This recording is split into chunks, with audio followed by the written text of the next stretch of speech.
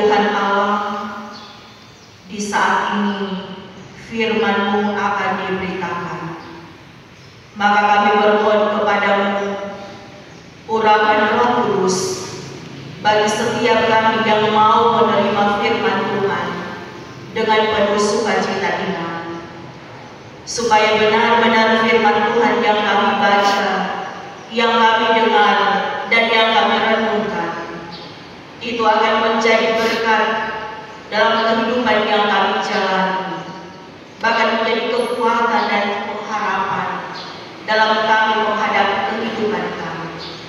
Hamba-Mu yang Tuhan pakai untuk menyampaikan firman Tuhan, kiranya Roh Kudus Tuhan bekerja, supaya firman Tuhan boleh tersampaikan, bukan karena kehendaknya, tetapi karena kehendak Tuhan yang menjadi atasnya.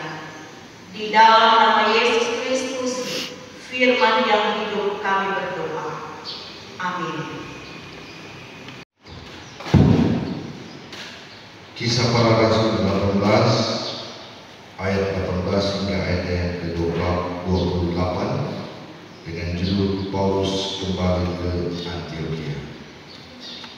Paulus tinggal beberapa hari lagi di Korintus, lalu ia meminta diri kepada saudara-saudara di situ dan berlayar ke Siria.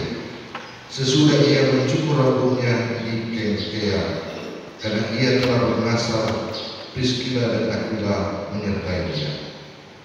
Lalu sampailah mereka di Efesus. Paulus meninggalkan Priskila dan Aquila di situ.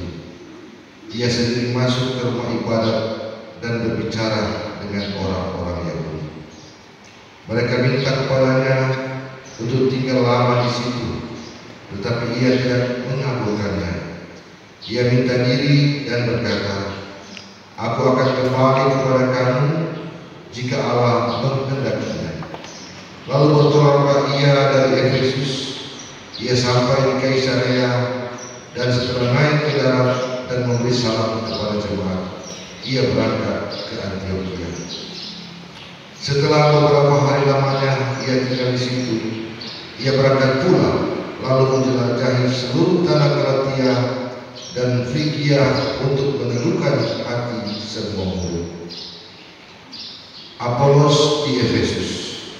Sementara itu datanglah ke Efesus seorang Yahudi bernama Apolos yang berasal dari Alexandria.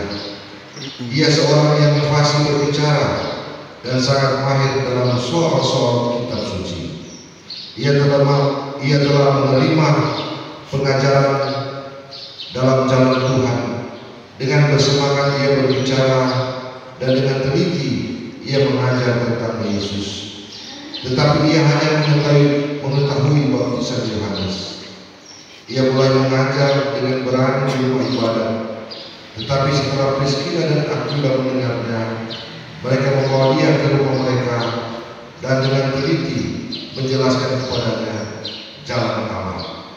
Karena Apolos ingin menyeberang ke Akaya, saudara-saudara di Efesus mengirim surat kepada murid-murid di situ supaya mereka menyambut dia. Setibanya di Akaya, maka ia oleh kasih karunia Allah menjadi seorang yang sangat berguna bagi orang-orang yang percaya. Sebab dengan takjim-jemungnya ia membantah orang-orang Yahudi di muka umum dan membuktikan dari kitab suci bahwa Yesus adalah Mesias. Sampai di sana bacaan kita. Demikianlah firman Tuhan. Firman Tuhan, mari kita berdiri. Mari secara bersama-sama